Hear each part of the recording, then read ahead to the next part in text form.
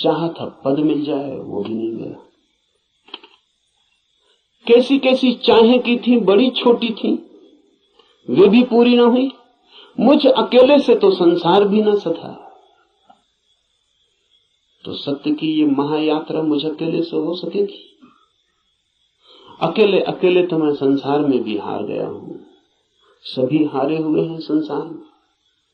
जो जीते हुए दिखाई पड़ते हैं वे भी, बस वे दूसरों को जीते हुए दिखाई पड़ते हैं, खुद तो बिल्कुल हारे हुए हैं।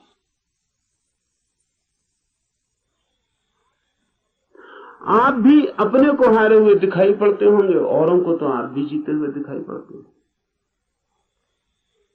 आपसे भी पीछे लोग हैं जो आपको समझते हैं पा लिया आपने, जीत गए संसार में।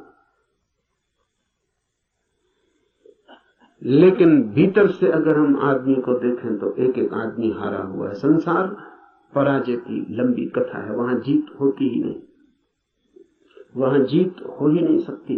वो संसार का स्वभाव नहीं, वहां हार ही नियति है, किसी की नहीं, किसी व्यक्ति की नहीं। संसार में होने की नियति ही हार है, वहां हारना ही होगा। वहां कोई कभी जीतता नहीं। वहां हम नहीं जीत पाए जहां क्षुद्र था, स्वप्न था, शंकर कहते हैं माया है, वो माया में भी हार गए। सपना था, भ्रम था, वहां भी तो जीत ना पाए।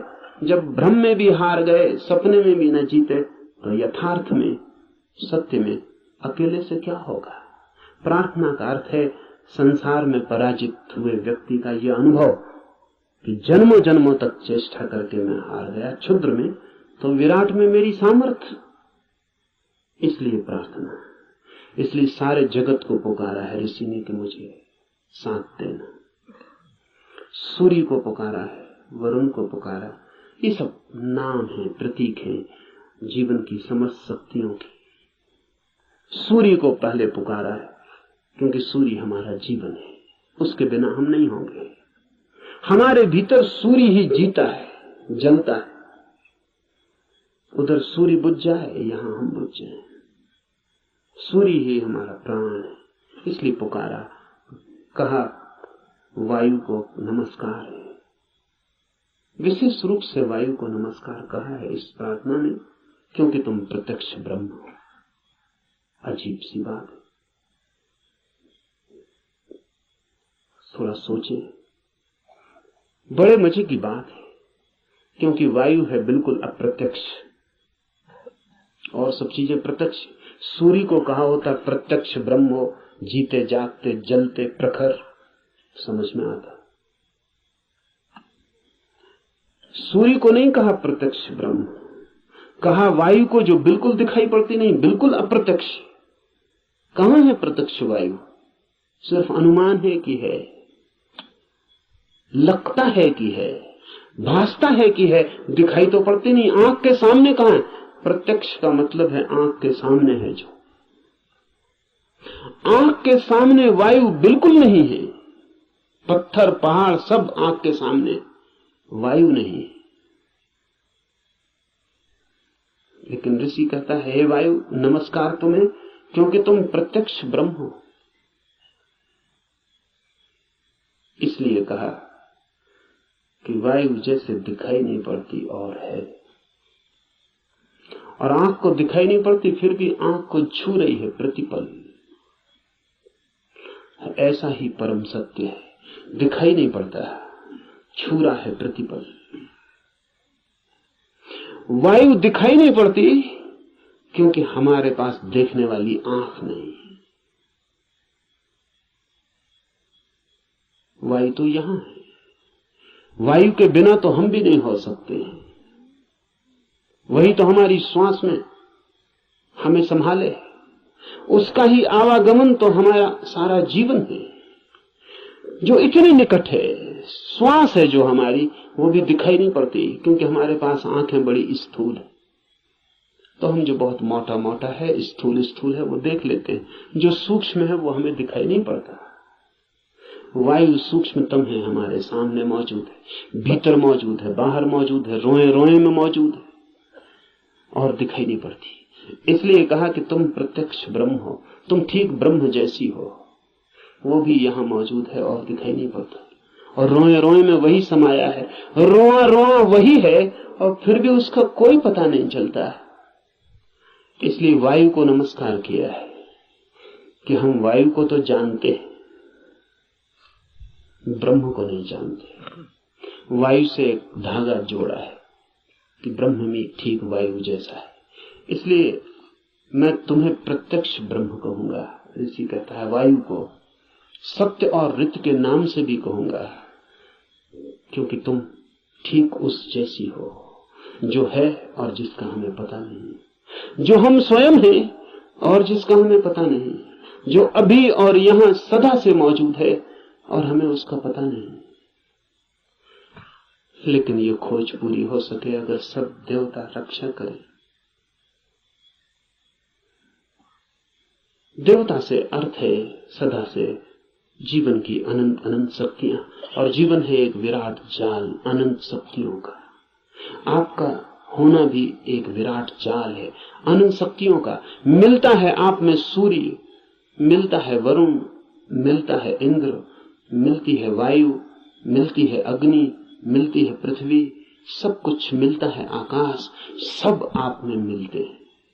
अगर एक व्यक्ति को हम पूरा का पूरा जान ले तो हमने बीज रूप में समस्त अस्तित्व को जान लिया। सब कुछ उसमें है, सबका दान उसमें है, सब मिलकर ही उसका अस्तित्व है। इन सबकी सहायता की प्रार्थना है, लेकिन क्या सूर्य सहायता करेगा?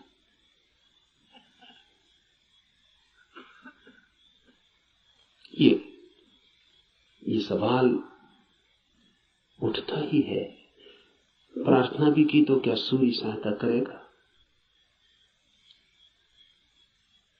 प्रार्थना भी की तो क्या वायु सहायक हो जाएगी? प्रार्थना भी की तो पृथ्वी क्या सहायता करेगी? पृथ्वी की सहायता और सूर्य की सहायता का सवाल नहीं है। आपने प्रार्थना की, यही बड़ी सहायता है। इसे थोड़ा ठीक से समझ लें। कोई सूर्य आके आपको सहायता नहीं करेगा, लेकिन आपने प्रार्थना की, इसका जो परिणाम है वो सूर्य पे नहीं होगा, आप पर होगा। क्योंकि प्रार्थना करने वाला चित्त हो जाता है विनम्र, प्रार्थना करने वाला चित्त हो जाता है असहाय, प्रार्थना करने वाला चित्त स्वीकार कर लेता है इस बात को कि मुझ अकेले से नहीं होगा। प्रार्थना करने वाला चित्त मिटने को तैयार हो जाता है। प्रार्थना करने वाला चित्त अपने अहंकार को, इस भाव को कि मैं कर सकता हूं, छोड़ देता है। इसके परिणाम होते हैं। प्रार्थना का सारा परिणाम आप पर होता है। प्रार्थना से सूर्य नहीं बदलता, आप बदलते हैं। प्रार्थना से जगत नहीं बदलता, आप बदलते हैं। लेकिन आपके बदलते ही दूसरे जगत में आपका प्रवेश हो जाता है। प्रार्थना आमतौर से जब आप करते हैं तो यही सोचते हैं कि कोई कुछ करेगा, इसलिए प्रार्थना कर रहे। न, प्रार्थना है एक उपाय, एक डिवाइस। हाथ तो आप जोड़ते हैं किसी और के सामने, लेकिन जो परिणाम होता है वो होता है भीतर, जिसने हाथ जोड़े हैं उस पर। इसलिए बड़ी कठिनाई होती है अगर आप वैज्ञानिक के सामने कहें कि हे सूर्य सहायता कर, तो वो कहेगा मूर्खता की बात है। क्या सूर्य तुम्हारी सहायता करेगा? कब किसकी सहायता की?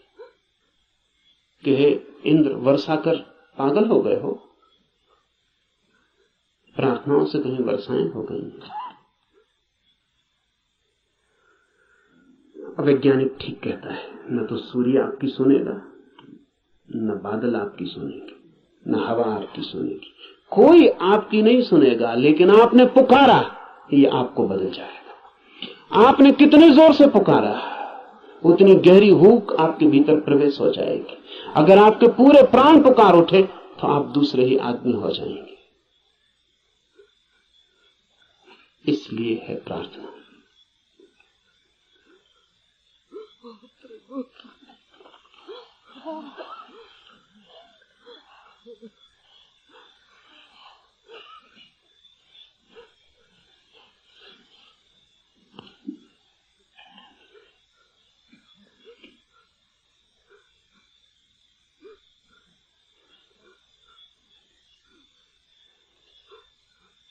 Jean-Paul Sartre has named his autobiography Words.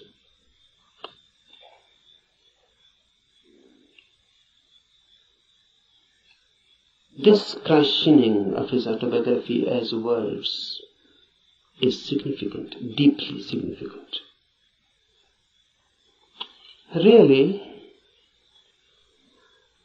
everybody's biography is just words and nothing else. Because what is your mind? Words and words and words. If you analyze the mind, then what you are? Just words. A long sequence, a long procession of words.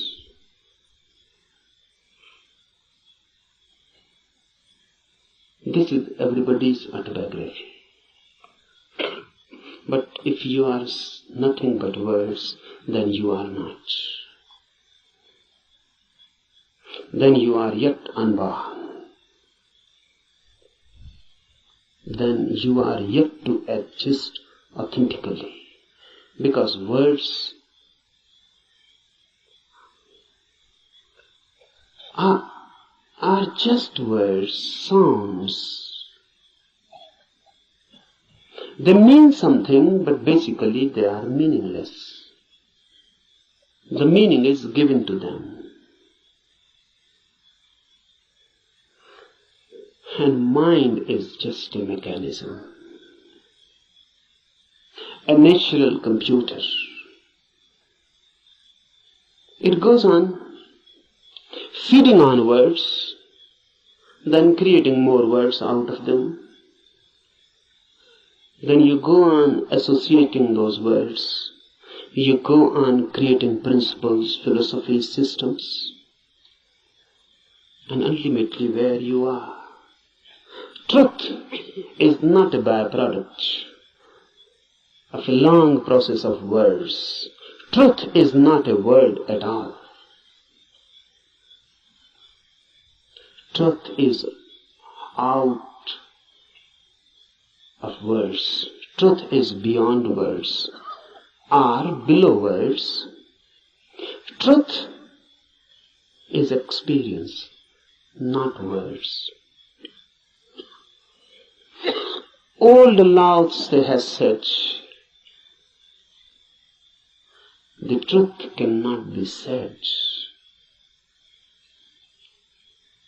Because when you say something, language has to be used. Words have to be used. And truth is not a word. So when you say it, you miss it. The moment you say it, you have missed it. It cannot be said. It can only be experienced.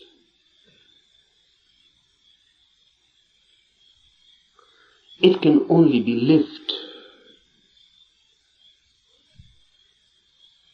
Unless you live it, you cannot know it. But we know. That's the problem. Rather, we know too much. We know more than enough.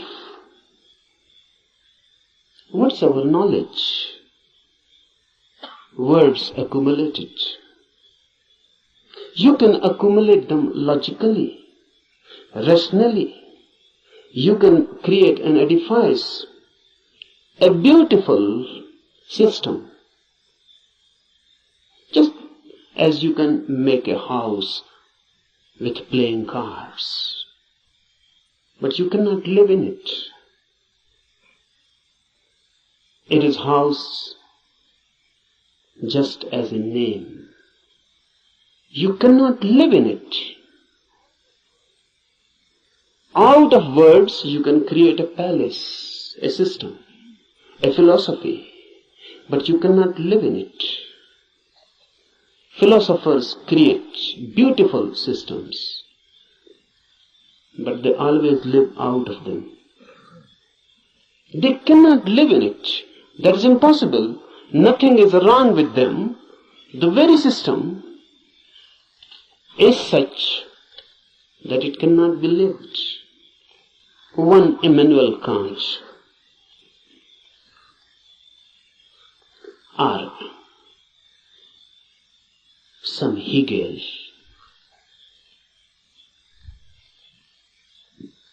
they create out of words principles, hypotheses.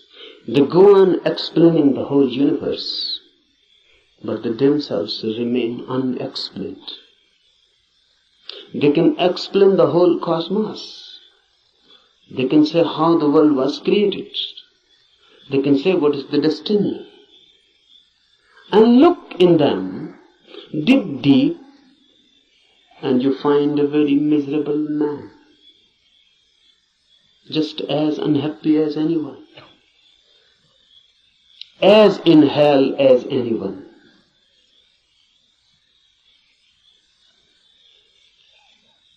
Don't believe in words. They are the greatest deception created by humanity. And word has become our world. We live in it, we eat it, we ride on it. The word beats in our hearts and the word circulates in our blood. We are just a collection, a big collection of words. Mind is very miser about words. It goes on accumulating. But remember, word is never the reality. I can use the word love. But love, the word, is not love, the experience. I can go on repeating love, love, love, and I can create a sort of auto-hypnosis. And I can believe that I know love because I know the word. To know the word is easy. To know love is difficult. Not only difficult, but impossible. Impossible not because the experience is impossible. Impossible because you are incurable. Because love can come only to you when you are not. And that is the path of everything that is great, deep. Love, truth, God. They come only when you are not. Your non-being becomes the passage. Someone was asking Mozart. Mozart was one of the greatest musicians of the world. Rare, unique. Someone asked him, which music you like most? And Mozart is reported to have replied, no music, sir.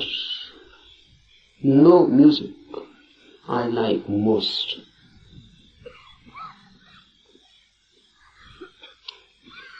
Difficult to understand. Difficult to penetrate in. But very significant. The reply is just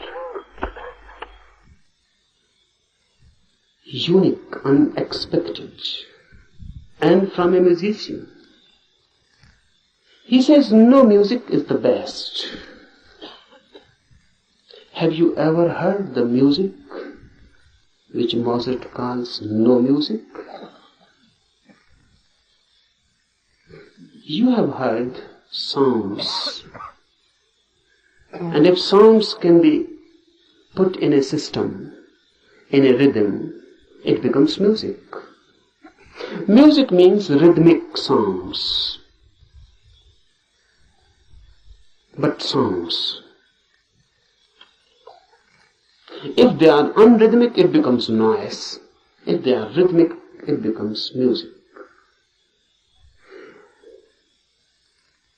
But what is no music? No music means no sounds, silence.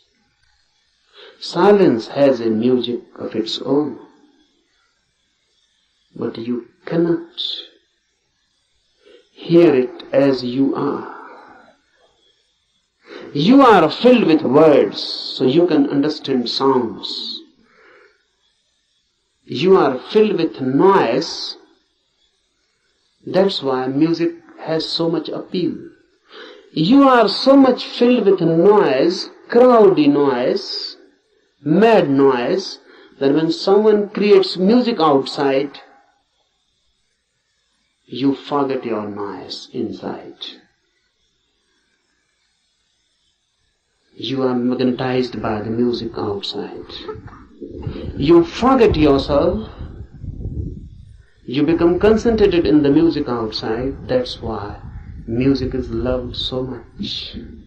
Music is a hypnosis created by sounds, rhythms, technique. Unless your inner noise ceases, unless your inner constant talk, chattering ceases, you cannot hear no music. This Upanishad is concerned with no music. No music means meditation. The state of mind when there is no noise within, then suddenly you become aware of a silence without. When you are silent, the whole universe becomes suddenly silent.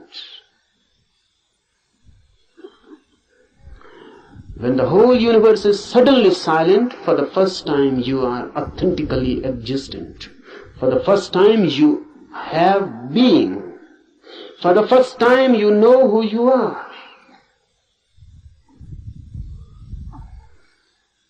No music is meditation.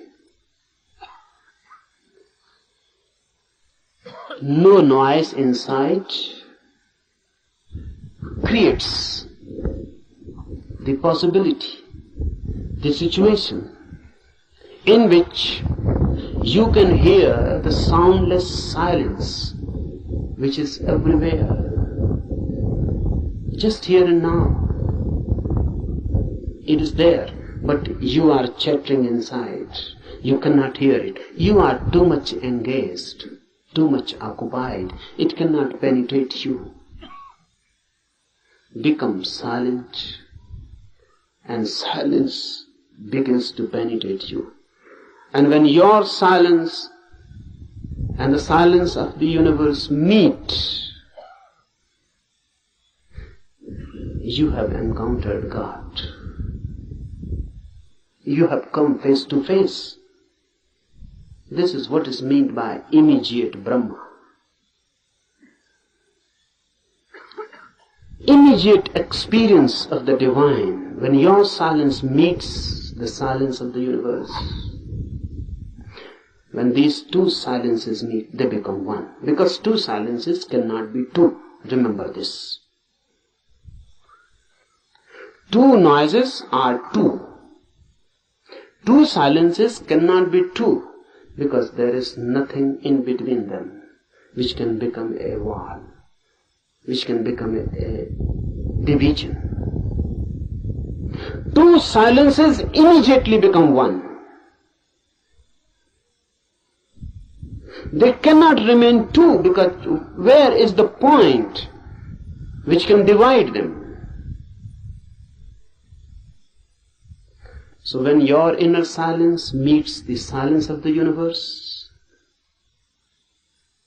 you are no more, neither is the universe. A new oneness. You explode into a new oneness. You are Brahma, not encountering clearly, because there is no other. Note this point, because Upanishads are the first teachings in the world which say you cannot see God.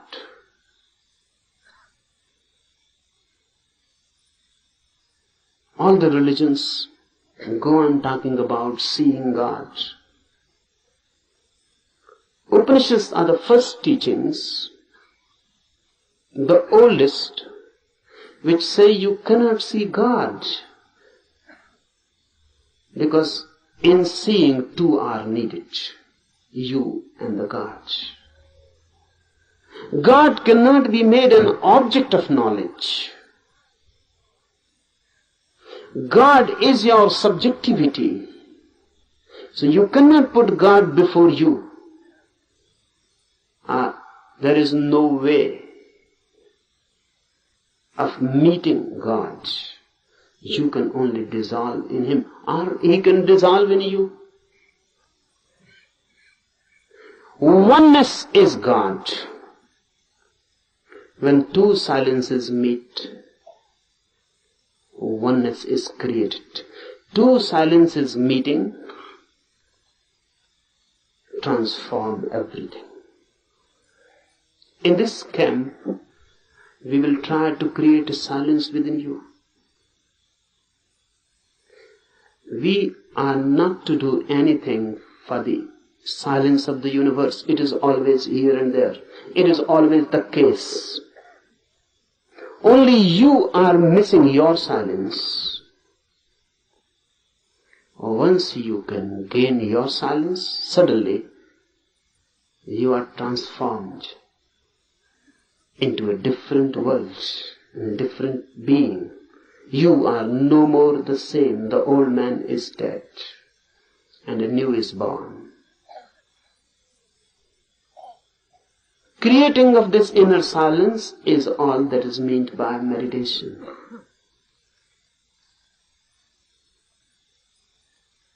Remember this.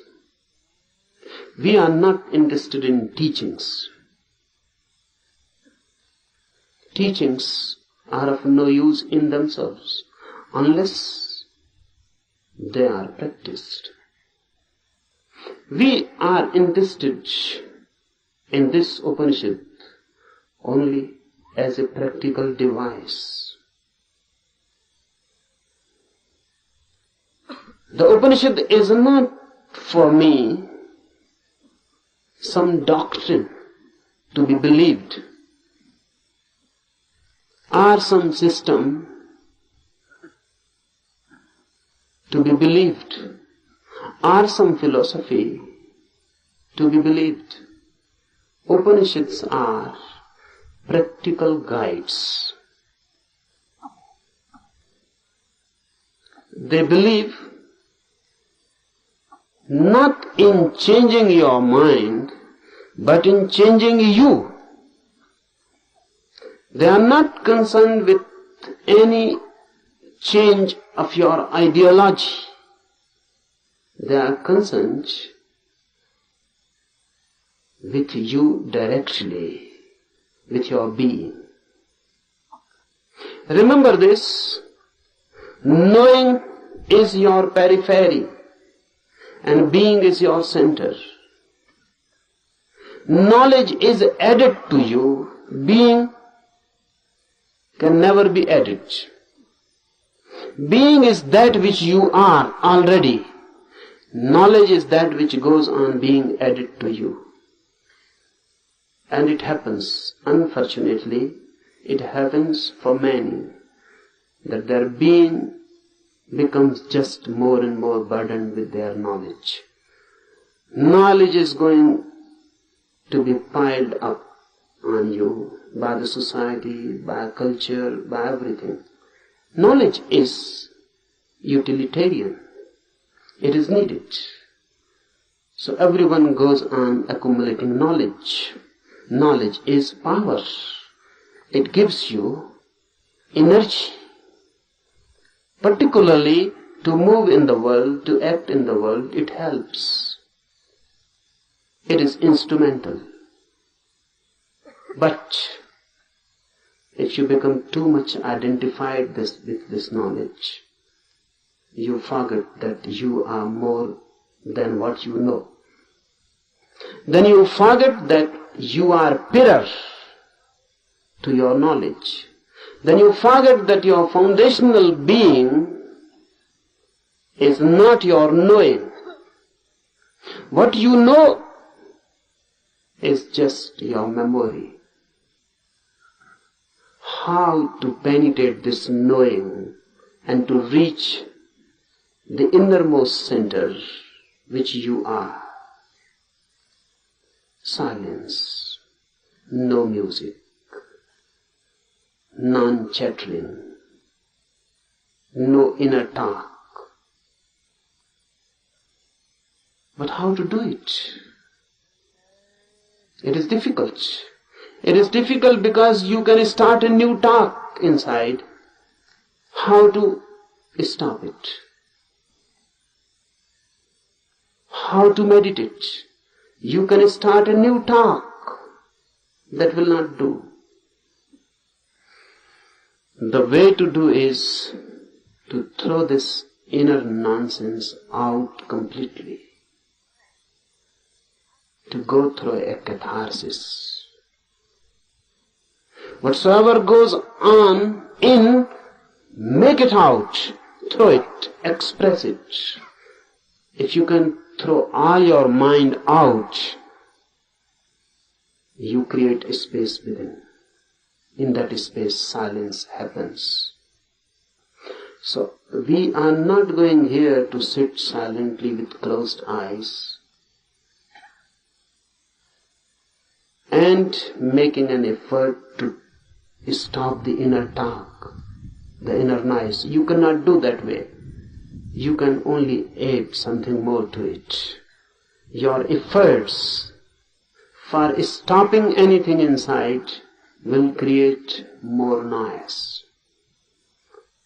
So here we will be concerned with the technique of expression, not suppression. We will be throwing the mind out. Throw it out completely. Throw it out so much that inside no mind happens. Even for a single moment you can find inside there is no mind, no talk, no words. You have tasted something of the beyond. Immediately, you are in tune with the infinite. This we are going to do. This is not a camp for teaching anything. I am not going to teach you something. I am going to help you to grow into something, to be something different. Cooperate with me, because unless you cooperate, nothing can be done. This cooperation is not only needed from you, you must ask, you must request, you must invite and pray, so that all the forces of the world, all the forces of the universe cooperate with you. That's why this Upanishad, Adhyatam Upanishad, starts with a prayer. This prayer is beautiful.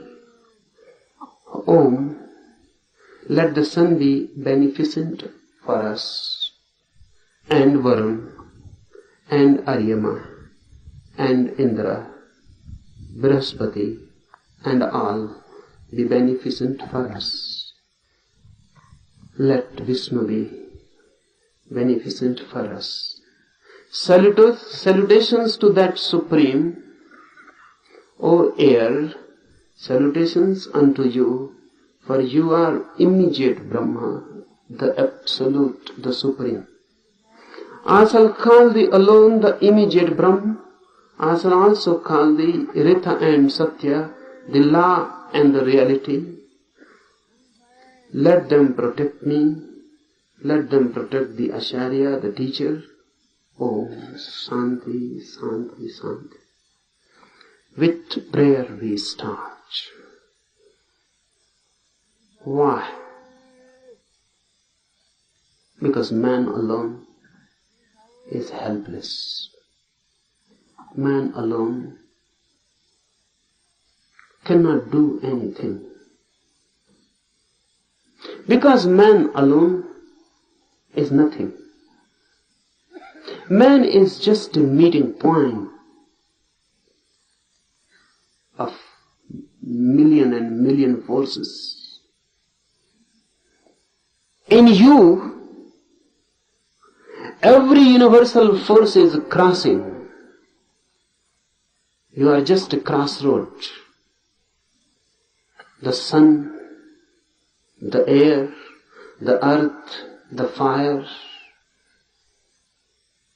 the ether, everything is passing through you. You are just a crossroad. Remember this, because then you become part of this cosmos. And this is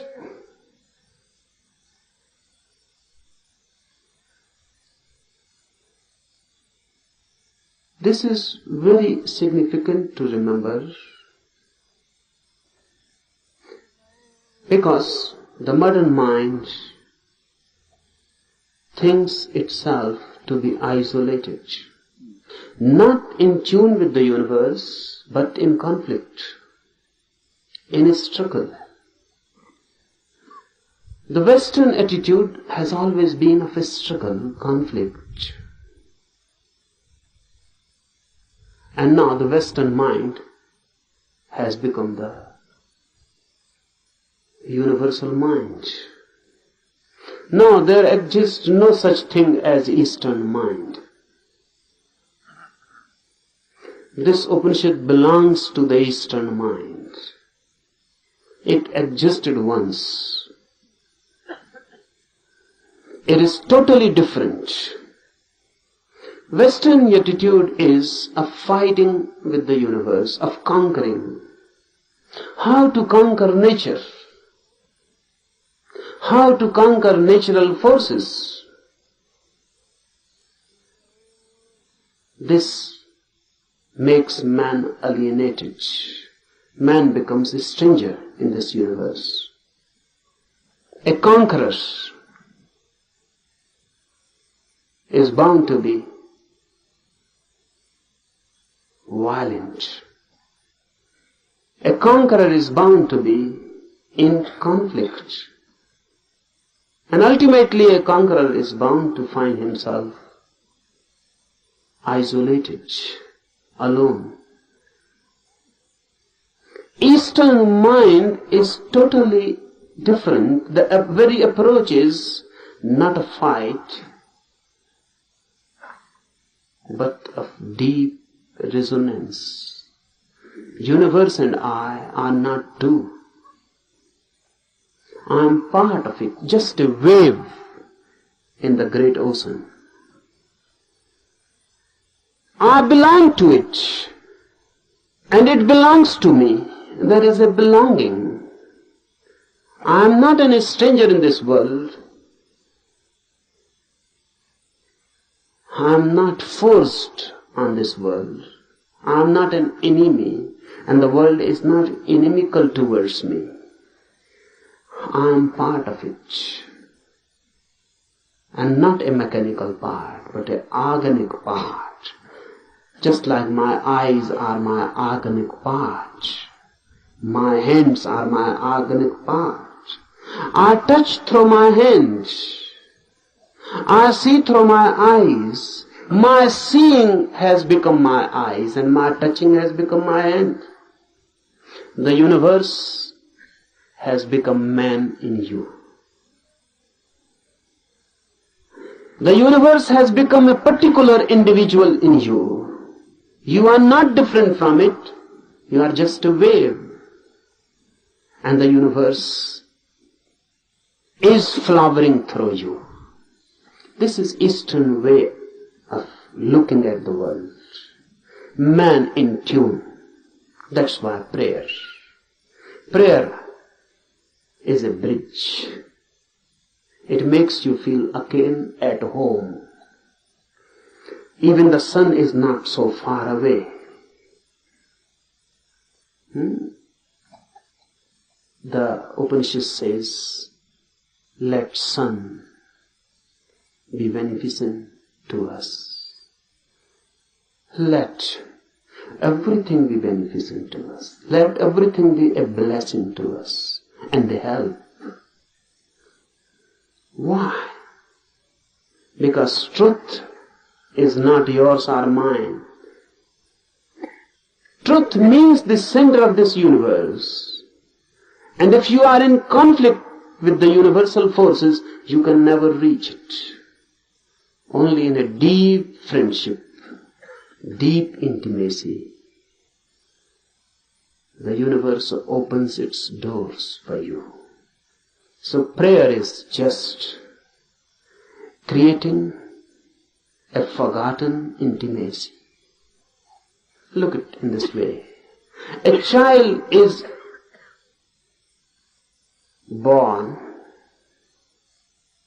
The moment a child is born, he is separated from his mother. Before birth, in the womb, he was one. With the mother one. There was no separation. The child and the mother were one. The child existed within the mother as part, organic part. Because even the child was not breathing. The mother was breathing and the child was alive through mother's breath. The child's heart was not beating. The mother's heart was beating and the child was alive through mother's heart. The child was not eating. The child was not doing anything. The child was just part and parcel of the mother. Then the child is born and separated. Then the child grows as individual. Away and away the child goes from the mother. The same happens with human consciousness. Before consciousness is born, you are one with the universe. In deep sleep, you again fall into that oneness. When there is no dreaming and no thought, there is no mind. And when there is no mind, there is no ego. In deep sleep, you are no more. Because your mind is no more. Who you are in your deep sleep, can you say? What is your name? When you are deep, dreamlessly asleep, who are you? What is your name? There is no name. Because if there is name, you are not deep asleep. The name is just a surface thing. Who are you, a Hindu or a Mohammedan? A Christian, Catholic or Protestant? Who are you? Educated, uneducated? Poor or rich? A beggar or a king? Who are you? Man, woman, young or old? In deep sleep, you are none. Still you are. We cannot say that you are. Absolutely not. You are. But you are not that which you are when awake. While dreaming, while awake, you are a mind. While deep asleep, you are in no mind. The mind is lost, dissolved, but the being is. Deep prayer gives you this feeling of no mind, of deep oneness, as if the whole universe has become a womb. You have become just a child in the womb of your mother. The whole universe has become motherly. No conflict, just prayer. Just a feeling and a trust. Prayer is a trust. The child in the womb of his mother cannot distrust, or can. How can he distrust? He trusts his mother totally. He is no mind, so how can he doubt? How can he distrust? Whatsoever the mother is good, is beneficial.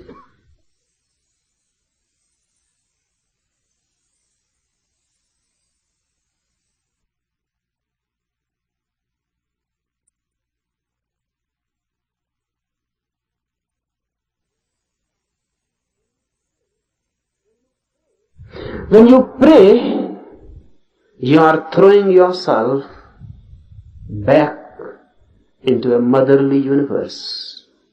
You are back into the womb of the world, of existence itself.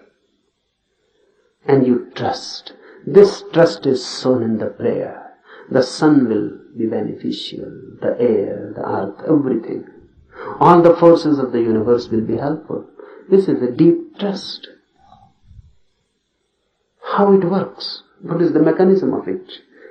Is it that all these forces are going to help you?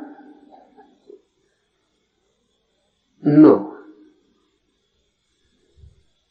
No one is going to help you.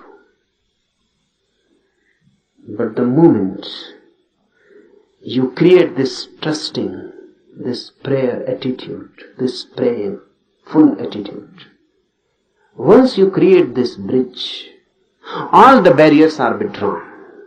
Those barriers were created by you, now they are withdrawn. You are not in fight. You are ready to surrender. You are not going to conquer. You are ready to surrender. You are ready to withdraw your ego.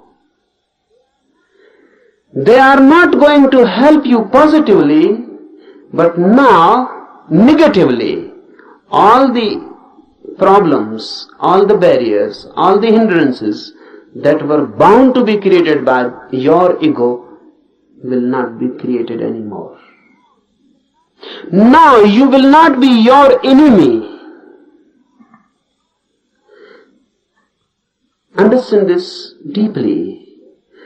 These forces, once taken as deeply related with you, intimate, friendly, homely, and the whole universe taken as a home, a motherly womb, then your fighting attitude dissolves. Then your conflicting mind dissolves.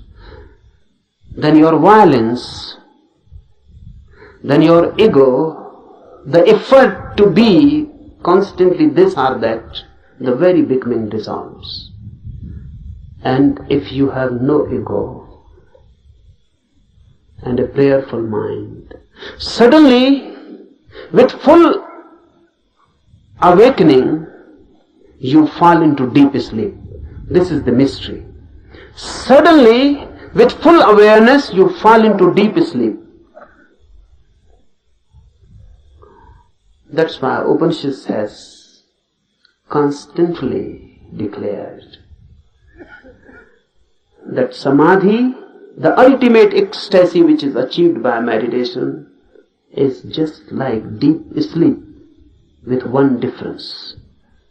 And that difference is awareness. In deep sleep you are unaware, unconscious. In samadhi, in ecstasy, you are conscious, aware. But the phenomena is the same. In deep sleep, you become part of the cosmos. In samadhi, ecstasy, you become part of the cosmos. In sleep, you are unconscious. What is happening? In samadhi, you are fully conscious. And once you can become consciously a part of this universe, you have achieved the goal. So from tomorrow morning, we will try to re-enter the womb of the universe by dissolving ourselves, by throwing away the main disease of human mind, the ego, by surrendering, by being receptive. We are not going to conquer the truth. Rather, on the contrary, we are going to allow the truth to conquer us.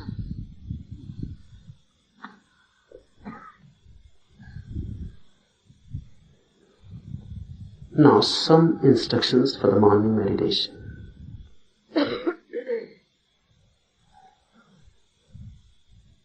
First, don't be serious at all. For this whole camp, don't be serious at all. I consider seriousness to be a fatal disease.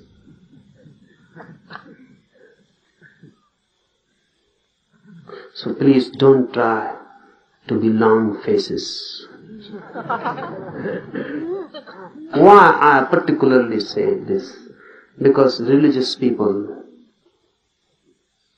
are usually trying to be that. Don't be serious. Be more and more laughing, enjoying like small children. Because before the divine force, we are small children.